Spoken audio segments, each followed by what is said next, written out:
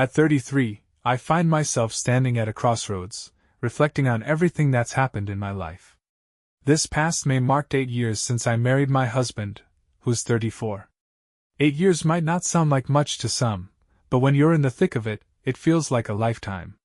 We've weathered storms that most people can't even imagine, and somehow, despite it all, we're still standing. We were the high school sweethearts that everyone rooted for, the couple who survived the awkward teenage years, the emotional roller coasters, the petty fights, the tears, and the reconciliations. Sure, we had our moments of doubt, but deep down, we always knew we'd find our way back to each other. At least, that's what I thought. By 2010, we had finally found our rhythm. We were young, full of optimism, and convinced that love could overcome any obstacle. We had the whole world at our feet, or at least we thought we did. The belief that we were invincible and that we had all the time in the world to build something great was intoxicating. I remember nights when we stayed up late talking about our future, dreaming of a life that was ours for the taking. There was no doubt in my mind that we were ready to take on whatever came our way, together. We made plans, and with each passing year, those plans seemed more and more achievable. We had each other, and that was all we needed. Then came 2015, and life threw us a curveball we never expected, our first child. A son. I'd always thought that having a baby would be this blissful moment, full of joy and anticipation. And it was, but it was also terrifying. The moment I held him in my arms for the first time, everything changed. I could feel my heart swelling with love, and at the same time, a deep sense of responsibility settled in. He had his father's eyes and my smile, such a perfect mix of us. That tiny, helpless baby stole my heart in a way I never thought possible. People always say that having a child changes you, but no one truly understands what that means until it happens to them. Suddenly, I wasn't just living for myself anymore. I was living for him. For us. My world expanded and contracted all at once. Everything felt more meaningful, but also more fragile. My priorities shifted. I realized I couldn't take anything for granted, not my family, not my time, not my life. In 2016, with our little family growing, we decided to make it official. We were finally going to have the wedding we had always dreamed of. It was supposed to be a day to celebrate everything we had built, love, family, all the good stuff. But life had other plans. My mom, the one person who had always been my rock, was fighting her own battle. She had stage 4 lung cancer, and the months leading up to our wedding were filled with hospital visits and constant worry. There were days I couldn't focus on anything other than the fear of losing her. The chemotherapy didn't work. The treatments failed. And 2 weeks before our wedding I lost her. Losing my mom was the hardest thing I'd ever gone through. It wasn't just heartbreaking, it was like losing a piece of myself. She had been my confidant, my best friend, the person I turned to when everything fell apart. Watching her health decline was brutal. It was hard to see her so weak, to watch someone so strong become so fragile. She wasn't just my mom. She was my safe space, my constant. And when she passed, a part of me was gone, too. I had never experienced anything like that before. Grief came crashing down on me in waves, and there were times when I didn't know how I was going to keep going. But despite the overwhelming grief, I had a wedding to get through. My husband's family is huge, and many of them had already traveled to be with us. I couldn't cancel. I couldn't let everything fall apart, even though inside, I was falling apart. So I put on my wedding dress, forced a smile for the photos, and walked down the aisle. But every step I took, my heart ached.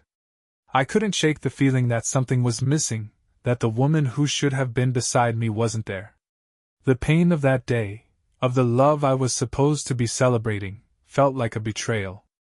I stood there, surrounded by people, yet all I could feel was the absence of my mom. It was like trying to enjoy a party with a hole in your heart.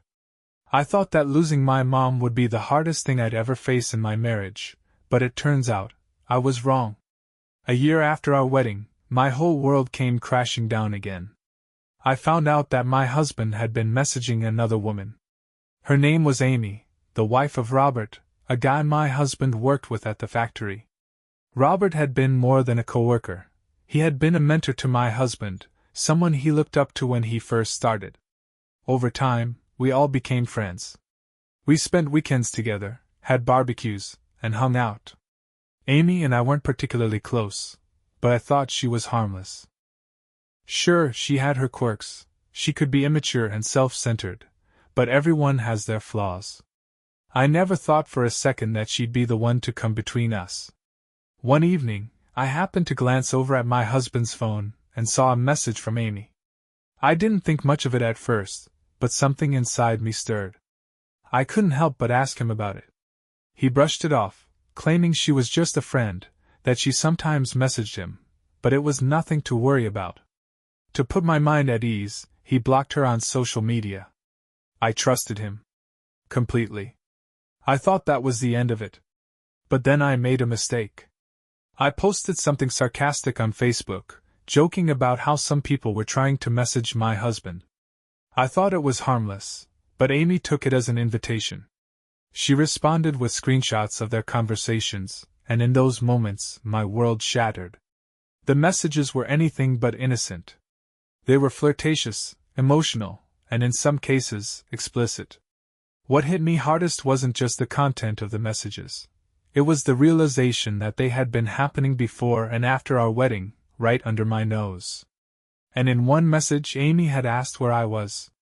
My husband had casually responded that I wasn't home, that I was at the hospital with my mom, who was dying. That crushed me in a way I can't even describe.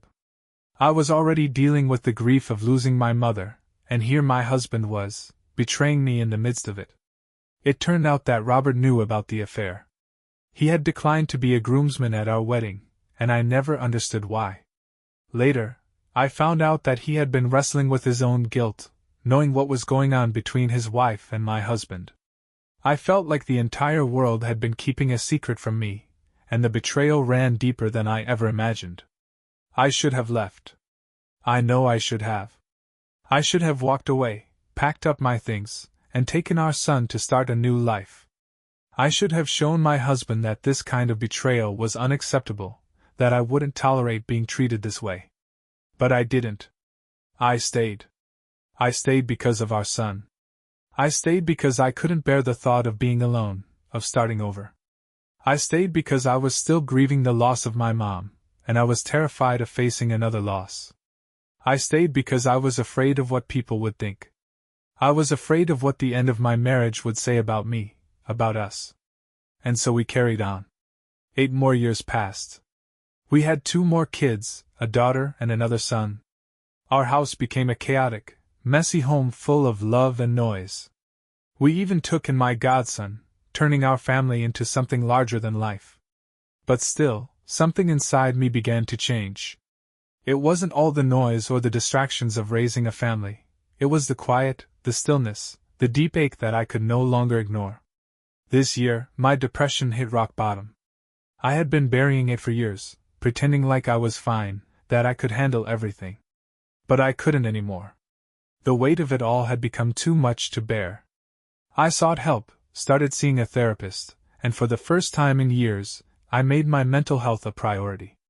Slowly, I began to emerge from the darkness. I started to believe that maybe, just maybe, there was something worth fighting for, something within me that had been buried for too long. I didn't have all the answers, but I started to feel like I had a chance to find them.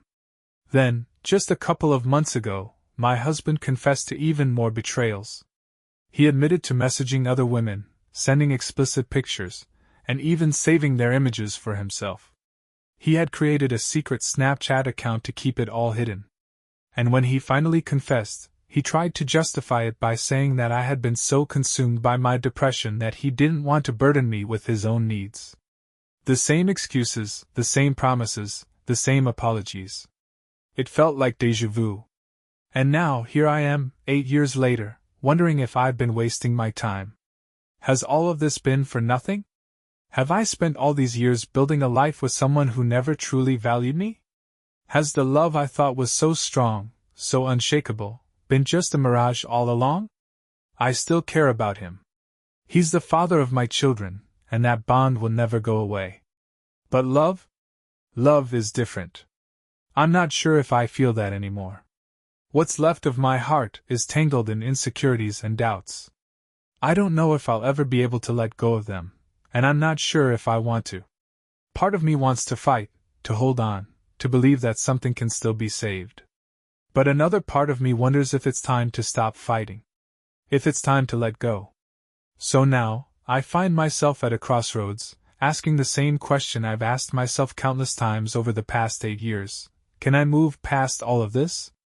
Or is this the end of the road for us? The answer isn't clear. And maybe that's the hardest part of all.